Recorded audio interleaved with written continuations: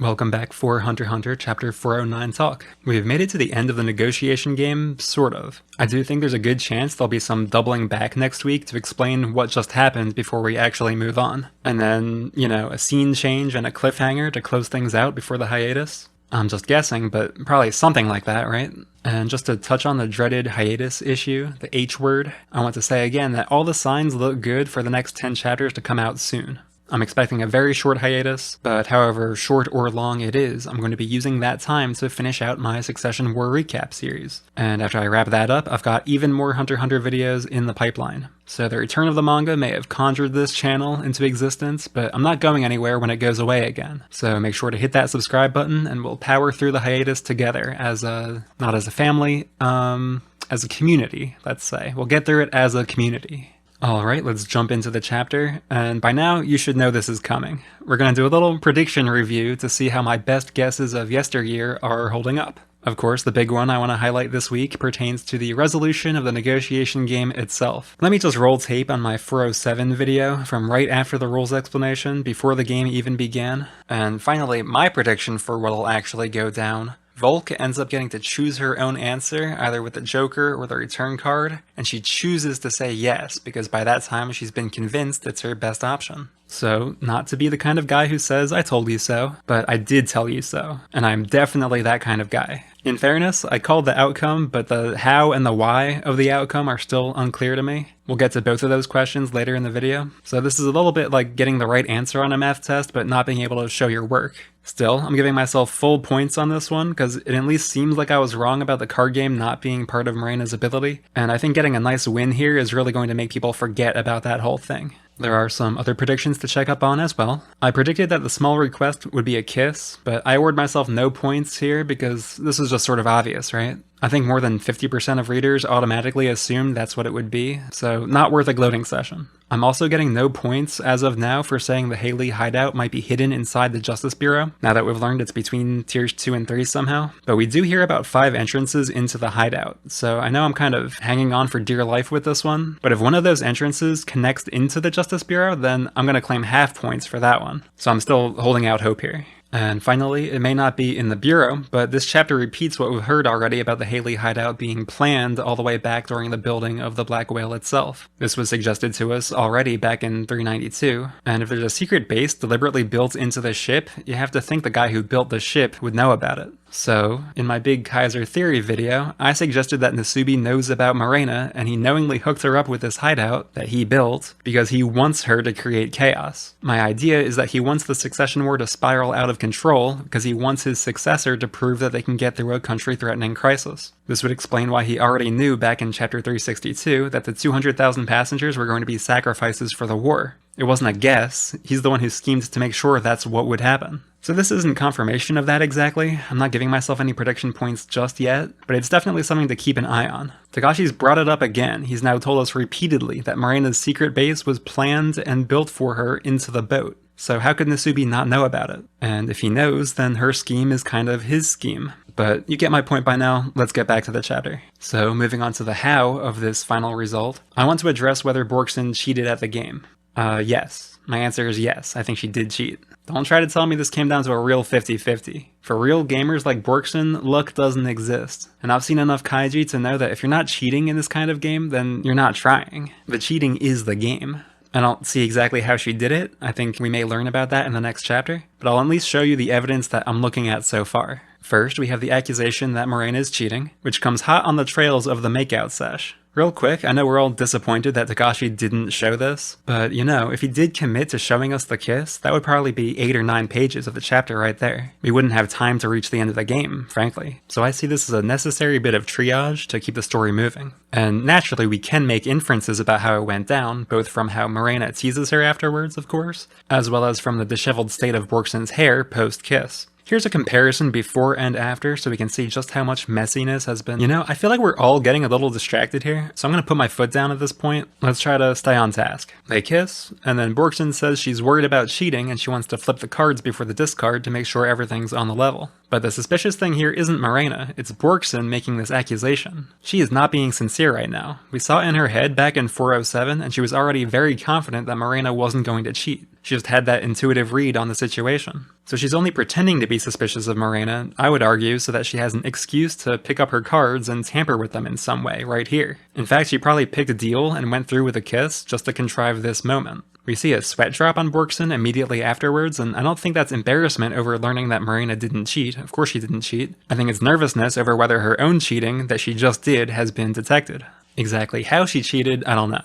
If I were to hazard a guess, I would say she bent the return card very slightly so that it would lie almost flat on the table, but not quite, but like close enough that it still looks flat. So when she taps on the center of this card before the final showdown, she's actually pressing into it to see if it could be flattened out just a little more. And since it couldn't be, it was already totally flat, she knew that meant it wasn't the return card, so she pushed that one towards Morena. If she had been able to press it a little flatter, she would have kept that one and pushed the other towards Morena. Again, this is just a guess from someone who knows basically nothing about cheating at cards, so maybe there's another method for marking them that I'm overlooking. But if she bent it, that explains why crumpling up the return card after the showdown would successfully erase all evidence of the cheat, whereas some visible mark on the surface wouldn't go away if you did that. And yeah, speaking of which, she totally crumpled up the card to erase the evidence. I'm not buying that that was an accident. And maybe Borkson requests that they flip at the same time in order to keep Morena's eyes on a different card?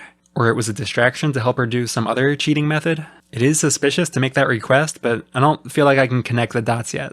Final question on this point. Assuming Borkson did cheat, did Morena notice and just play along with it? Here, I want to say yes, she both expected some cheating to occur and picked up on it when it did, but this is mostly just a gut feeling I have. We do have an extra piercing stare from Morena right after when I think the card tampering happened, so we could read meaning into that stare, like there's a twinkle in her eye because she caught the cheating, but I know I'm reaching a little. We also have this wording later where Morena says, "Make the decision for your last card." It's not much of a decision if it's actually random, right? So this could be a hint that Morena knows she can choose what she wants here. But again, sort of a reach.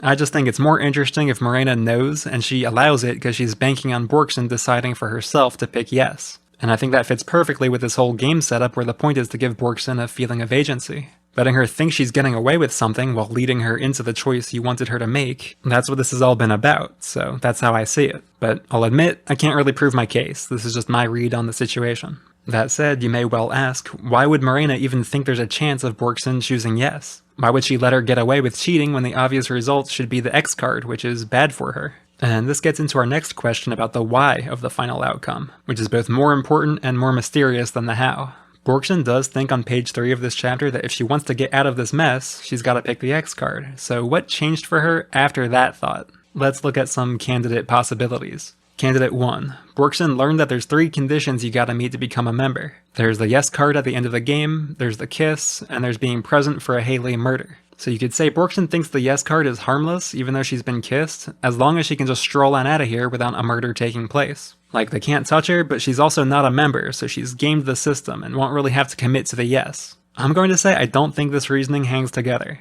If Morena wanted to seal the deal and make her an official member on the spot, she could just kill the poor card shuffling guy 2 seconds after this chapter ends, and that would torpedo this whole plan. It would suck to kill her own teammate, but she already said Borkson is the really important one, so it'd probably be worth it. Or to be smarter about it, she could have a spare civilian from the disposal plant tied up in the next room, bring them in 2 seconds after the chapter ends, and seal the deal that way. So if Borkson didn't consider that possibility, she's not being very clever, but I think she did consider it, and she's committing to the yes, as in yes, she's gonna become a Haley member for real. So candidate 2. The realization that the Haley base was built deliberately into the boat made her realize that Morena's got a real shot at killing everyone. So that made the X card seem a lot less desirable. Like, if Morena's faction is weak and the army is just gonna take him out, the X card is great so that she and her friends can ride out the situation in safety. But if Morena's faction is strong, then the X card is suddenly not that appealing, because all it offers is a chance to die last. So if X is no good, and no is no good, obviously, then at that point she has to start thinking of yes as her only option, to try and stay close to this Morena situation and sabotage her from within the team. As to how she might possibly succeed at sabotaging her, let's call that candidate 3. Joining the team means gaining a Nen ability. After this realization about the hideout, Borkson thinks about using vows and limitations somehow to protect herself and her friends. There's ambiguity here because that could be a reference to the vow on Morena's part not to touch her friends if she picks X, but it could also be a reference to Borkson using vows and limitations to strengthen a future Nen ability of her own, and thus gain the power she needs to oppose Morena, which she would never get in time if she picked X. She needs Morena's help to gain the power in order to oppose Morena. That could be what she's thinking. And finally, candidate 4 would be that she was convinced to pick yes by something else she learned during the question A session. Maybe there's a question that happened off screen and we'll flash back to that, or maybe it was this final question about whether Morena could be persuaded out of destroying Kakin. If nothing else, this answer that Morena is unpersuadable seems to make Borkson resolve herself, and this could be like a combination of the previous options. Since there's absolutely no persuading Morena to compromise, and since she does have the high connections necessary to kill everyone, and since Borkson does have a unique opportunity to gain a powerful Nen ability in order to stop her, she has to bite the bullet and pick yes in order to try to do that. So that is basically my read on her thought process, and I do think it's plausible for Morena to have the same read, and that's why she's okay with letting her cheat. Above all, the main point is that she's clearly not saying yes because she's suddenly okay with murdering everyone. She has a scheme in mind to stop Morena by doing this, and the strongest evidence for that is right here in the final exchange of the chapter. Borkson has selected the yes card, and Morena asks, is that not a mistake? Which is an ambiguous yes or no question. It's actually exactly like the example Morena gave back in 407. Didn't you do it? Didn't you make a mistake? Morena answered back then by saying, no, I won't cheat at all, answering as her own subject. And just as she did so, Borkson felt her anger and her resolve. Skip to just a few pages ago, and we had a callback to this moment at the end of the question A session. No, I won't change my goal. Again, answering as her own subject. Again, total resolve and total anger. Nothing will stop her from destroying the country. And now, at the end of the game, Borkson is turning this formula around. Now Morena is asking the question, and it's Borkson who answers, no, it's not a mistake. She's the one answering as her own subject. She's the one who's pissed off and totally resolved. I think this is a very defiant declaration Borkson is making, like, I'm just as capable of committing myself to my goals as you are. She's not going to be Morena's subject. She's going to stay in control and oppose Morena any way she can. This is such a nice moment of reversal in the conversational power dynamic so far, and I'm really glad it's made its way through the translation process intact, because this is the kind of subtlety that could get lost in translation, and then these 3 chapters that built up to this moment would have just fallen flat. So, as always, kudos to the translators for doing such good work. And with that, the negotiation game is over, but it seems to me the game between Morena and Borkson is just beginning. We'll have to wait and see exactly what Borkson is planning. I don't think she can just stop Morena all on her own, but she has a lot of information to work with now. I love how much she milked that question A, even if Morena probably planned for her to do exactly that. Like, even if it was Morena's plan, Borkson has resolved herself to make the most of this info now. And, you know, she's a specialist. Who knows what she could be capable of very soon. Even a novice specialist can be real bad news. Before we wrap up, I do want to take a look at this little moment from page 2, where Morena seems distracted by the alarm.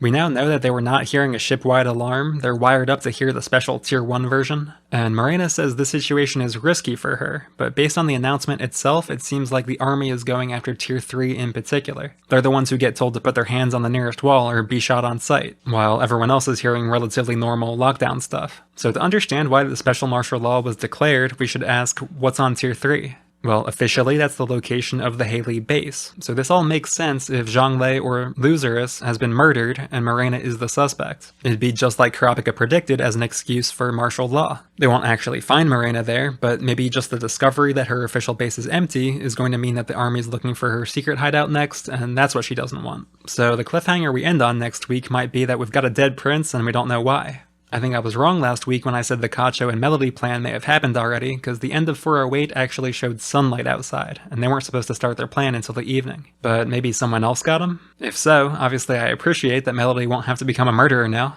Or someone got Zhonglei, or it's not Mafia related, and this is Benjamin declaring martial law over the Hulkenberg-Balsamico situation. But then we have to ask, why is Tier 3 the target if they're not looking for Morena? The funeral procession has at least made it up to Tier 2, so you'd think that's the tier they'd be locking down if they were trying to hunt the Hulkenbros. This is all a long way of saying I don't have a clear sense of what's happening yet, but Morena getting distracted and the announcement making it seem like Tier 3 is the target both point to a dead Mafia sponsor being the proximate cause of this alarm. So if you're a big fan of Luzurus or Zhonglei, just brace yourself for the worst. And that's gonna do it for this week's chapter. Thank you so much to my lovely patrons. We all love predictions on this channel, right? So comment below to predict if we're gonna see a dead prince in 410, and if so, which one? Trying to work out what's going on and making guesses and being right sometimes and wrong sometimes is like a lot of the fun of reading the manga weekly, rather than just binge reading when it's all out. So I think we should all be taking advantage of that and really trying to play detective. Right now, I can't even imagine reading a chapter like this and just going, okay, so what happened, and flipping to the next chapter to find out immediately. It's so much better when you have this time to think it over and talk it over with other would-be detectives like myself. So I'll see you in the comments, thanks for watching as always, and I'll see you next time.